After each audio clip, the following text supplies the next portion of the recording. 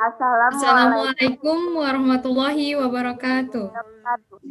Salam sejahtera buat kita semua. Pada kesempatan kali ini, kami akan menyampaikan hasil diskusi kami dalam bentuk presentasi. Perkenalkan, nama saya Aprilia Wijaya. Nama saya Mutia Rahma. Saya Priscila Simanjuntak. Saya Teresia Neti Simbolon. Baiklah, selamat menyaksikan.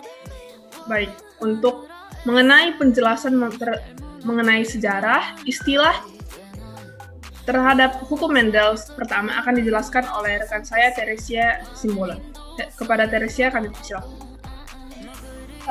Yang pertama kita mulai dari sejarah hukum Mendel satu ini, yaitu mengenai sejarahnya. Hukum Mendel pertama diciptakan oleh Gregor Johann Mendel pada tanggal 22 Juli 1872 hingga 6 Januari 1894 di Austria. Dia sendiri adalah seorang ahli tumbuh-tumbuhan dan eksperimenter tanaman. Beliau yang pertama kali meletakkan dasar ilmu pengetahuan matematik tentang genetika yang kemudian disebut Mendelisme. Beliau sendiri diangkat sebagai bapak genetika. Next. Alasan penelitian kesaat oleh Mendel yang menjadi dasar ditemukannya hukum Mendel pertama, yaitu Mendel pertama meneliti tanaman Casa arcis atau Pisum sativum dengan dua hal penting sebagai kesimpulannya. Yang pertama, Mendel mencoba menggambarkan adanya seluruh tanaman dengan semua ciri-cirinya. Ia mengikuti sifat-sifat yang diwariskan tunggal, mudah tampak, dan sifatnya yang dapat dibedakan, seperti biji keriput dan bundar, warna biji kuning dan hijau, bunga ungu dan putih, dan sebagainya. Yang kedua, Mendel menghitung secara tepat jumlah tanaman yang menghasilkan sifat-sifat yang muncul. Dari data kuantitatif, ia pun menarik kesimpulan ada aturan yang mengatur sifat-sifat yang diturunkan. Next. Nah, bunyi hukum Mendel yaitu hukum Mendel itu kan adalah hukum mengenai pewarasan sifat pada organisme yang dijabarkan oleh Gregor Johann Mendel dalam karyanya Percobaan mengenai Persilangan Tanaman.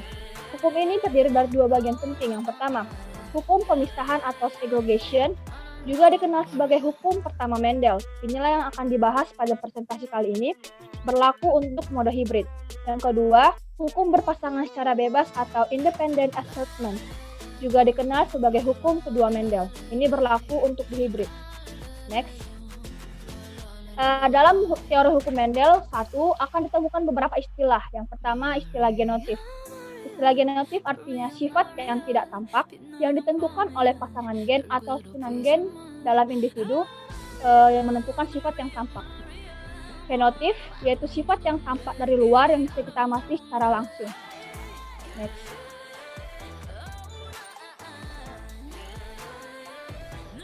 Berikutnya ada istilah dominan, yaitu sifat yang muncul pada hasil persilangan dari salah satu induk dengan mengalahkan sifat pasangannya. Yang kemudian ada resesif, yaitu sifat yang tidak muncul atau tersembunyi pada keturunannya karena dikalahkan oleh sifat pasangannya, dikalahkan oleh sifat dominan sebelumnya. Berikutnya ada istilah dominasi penuh, artinya gen dominan akan terlihat menutupi pengaruh gen resesif. Yang berikutnya ada dominasi tak penuh, di mana ada fenotipe F1 yang tidak sama dengan salah satu fenotipe induk, melainkan mempunyai sifat di antara kedua gen dominan dan gen resesif. Next. Berikutnya ada alel. Alel adalah gen-gen yang menempati atau terletak pada lokus yang sama pada kromosom homolognya yang mempunyai tugas berlawanan untuk suatu sifat tertentu. Secara sederhana, alel ini susunan gen atau alel dalam kromosom homolog ini disebut genotipe.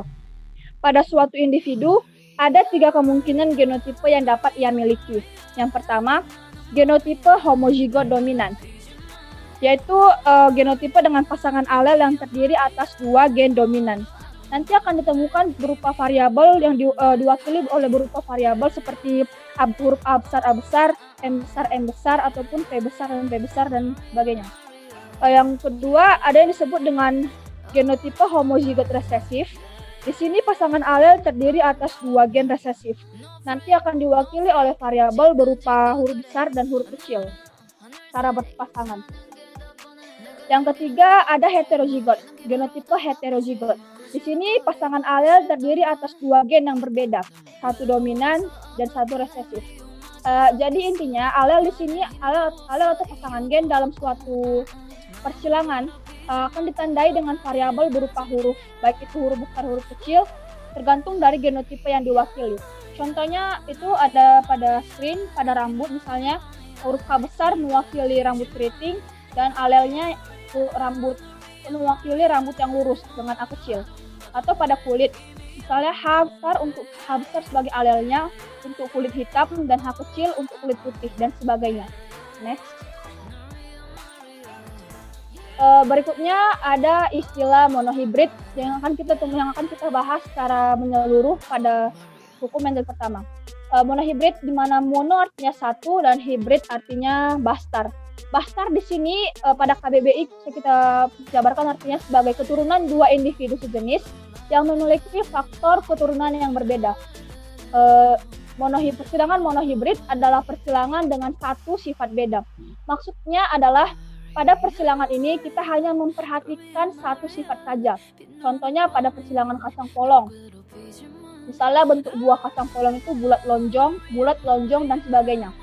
Contoh sederhana seperti buah mangga yang rasanya manis disilangkan dengan buah mangga yang rasanya asam.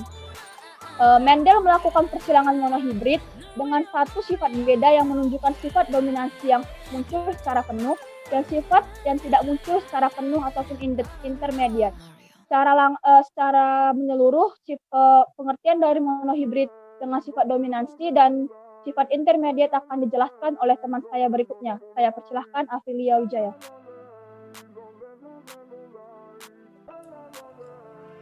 Baik, selanjutnya yaitu perkawinan atau persilangan monohibrid dengan sifat dominansi penuh.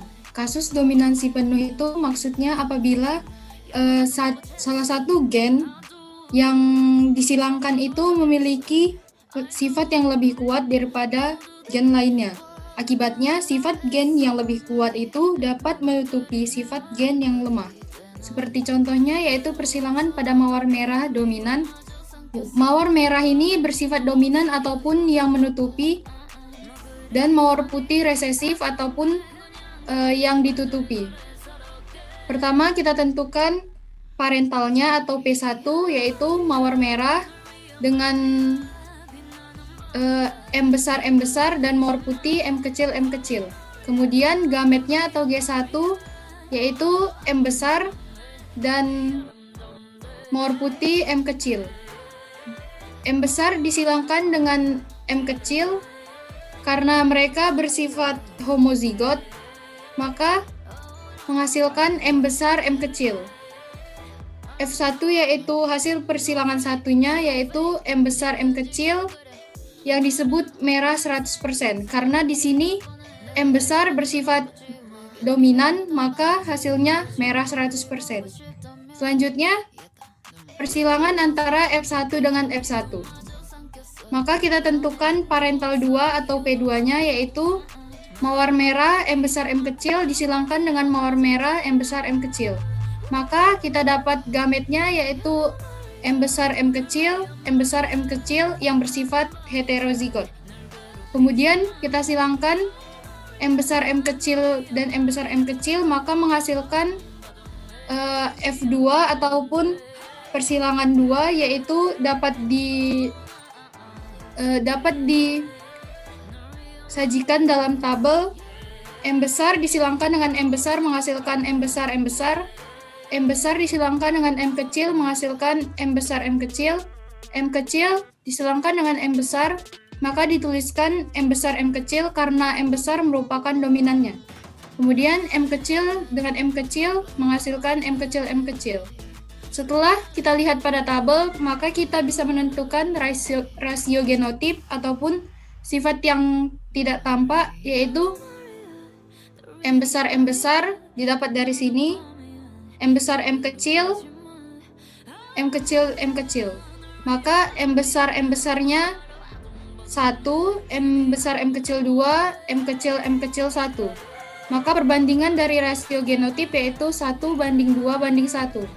Selanjutnya menentukan rasio fenotip ataupun sifat yang tampak yaitu mawar yang berwarna merah dan putih. Dapat kita lihat pada tabel bahwa karena ini kasus dominasi penuh, maka ketika M besar dan M besar, maka mawar berwarna merah, dan M besar M kecil, karena ini dominasi penuh, maka mawar juga berwarna merah. Jadi kita dapat lihat bahwa merah banding putih yaitu 3:1.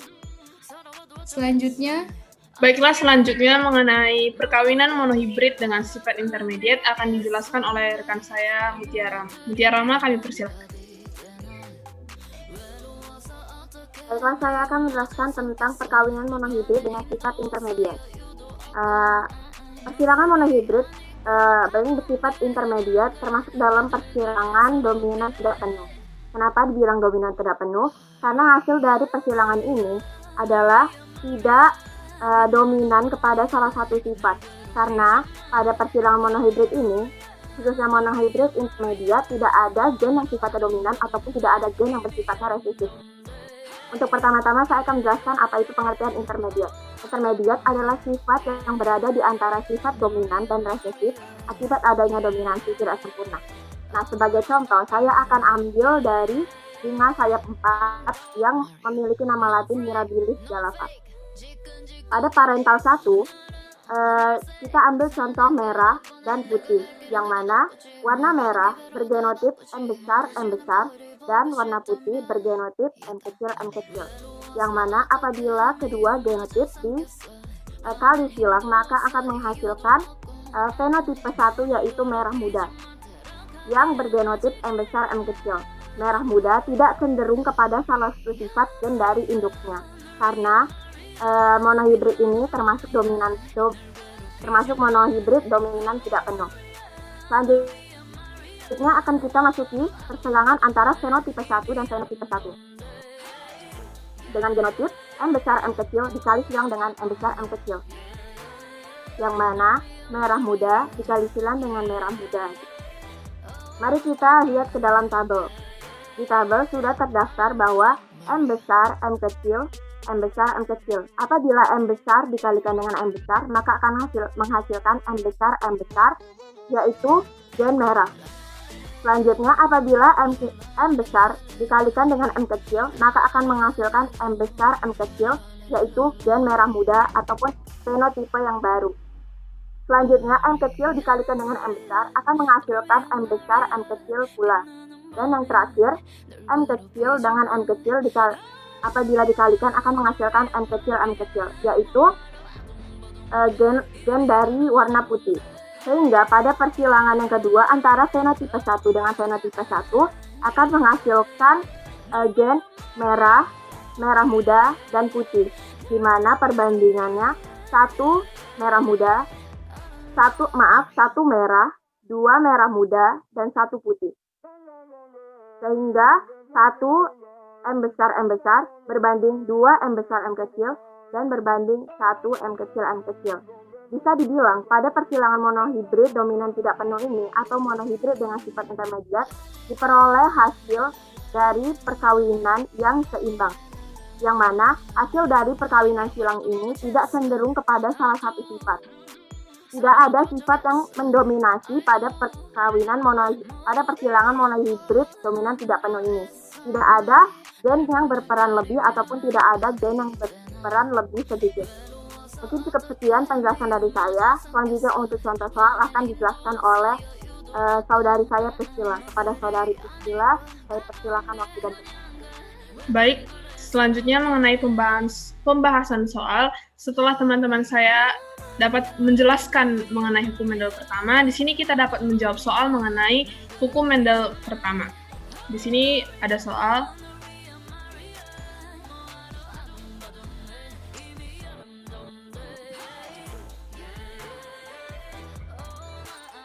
Pada ayam Andalusia, genotip heterozigot dari alel bulu hitam, H besar, dan bulu putih H kecil adalah warna biru. Bila ayam warna biru dikawinkan sesamanya, maka turunannya adalah...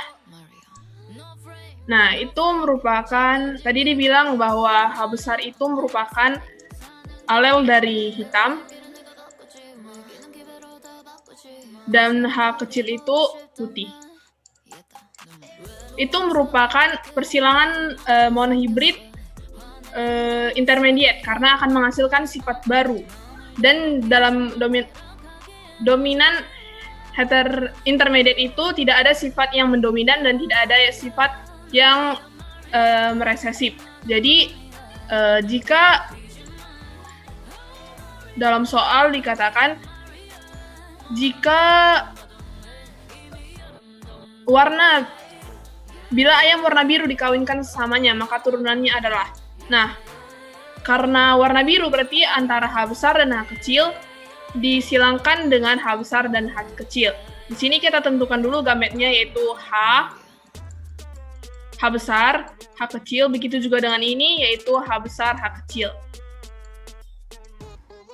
Langsung saja kita tentukan F1-nya dengan menggambarkan tabel.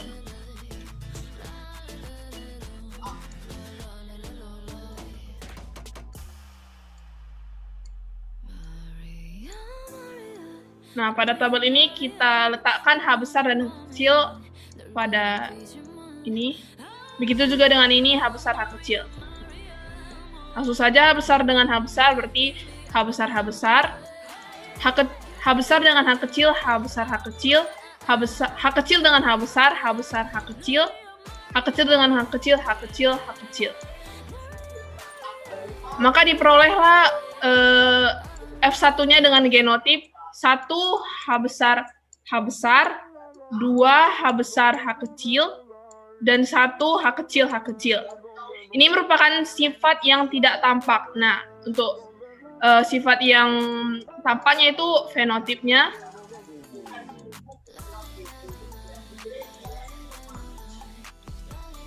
Ini H besar berarti 1 hitam. 2 H besar, H kecil ini merupakan 2 biru. Karena merupakan sifat yang muncul, sifat baru yang muncul dari persilangan antara H besar, H kecil dengan sesamanya. Kemudian di sini 1 H kecil berarti 1 putih. Maka diperolehlah keturunan dari H besar biru disilangkan dengan biru, yaitu 1 hitam, 2 biru, dan 1 putih. Dengan perbandingan 1 banding 2 banding 1.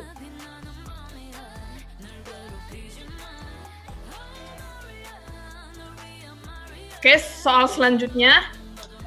Apabila rambut lurus adalah sifat resesif, maka dari perkawinan dua orang tua yang keduanya berambut keriting heterozigot, kemungkinan anak-anaknya adalah. Oke, sama seperti tadi, ini persilangan antara heterozigot, namun ini merupakan persilangan monohibrid dominansi penuh. Dalam soal dikatakan bahwa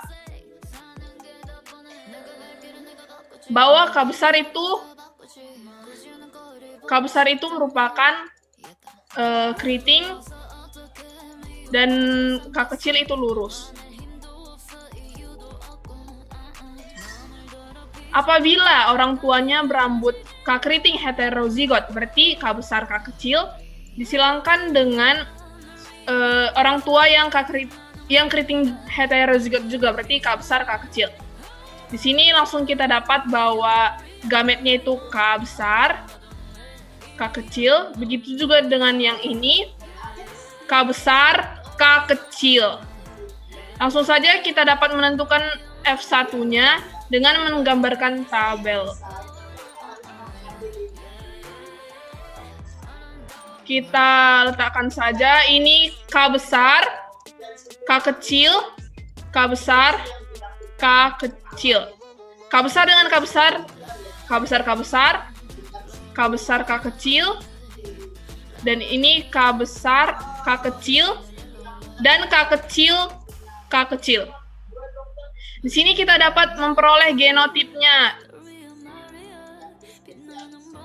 yaitu 1 K besar, ini K besar ya, K besar, 2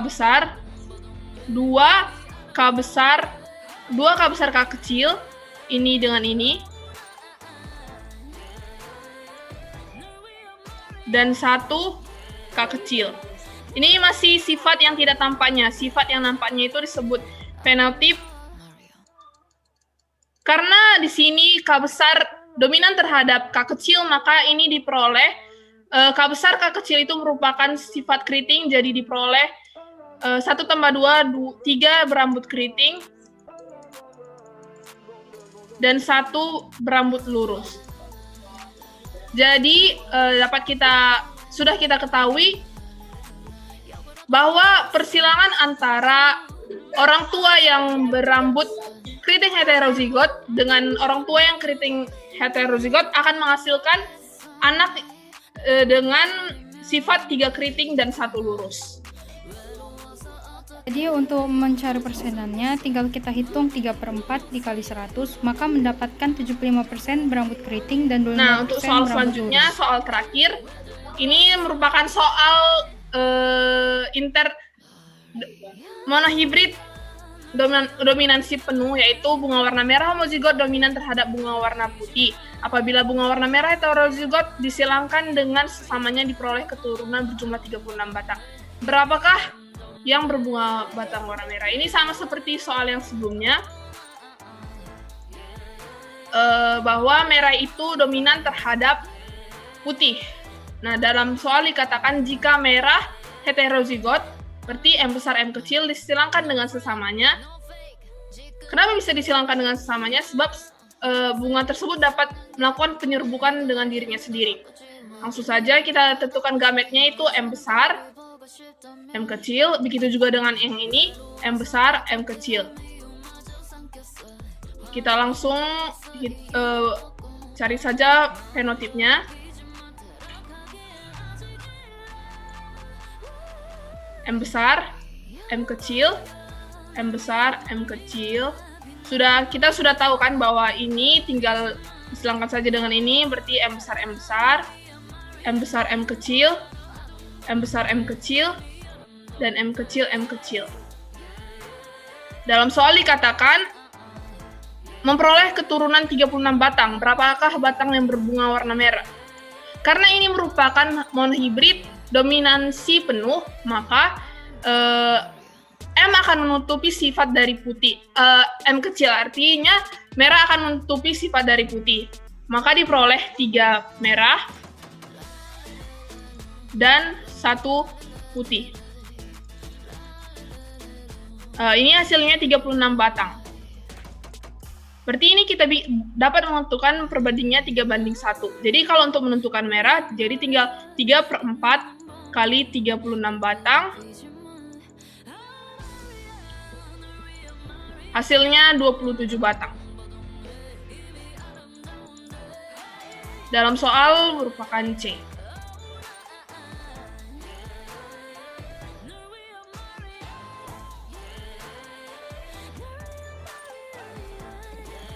Jadi kesimpulan yang bisa kita peroleh dari diskusi kali ini mengenai hukum 1 Mendel, yaitu pada persilangan monohibrid yang dibahas penuh dalam hukum Mendel 1, pada persilangan monohibrid berlaku hukum Mendel 1 karena pada saat pembentukan gamet kedua atau G2 gen di dalam alel yang sebelumnya berpasangan akan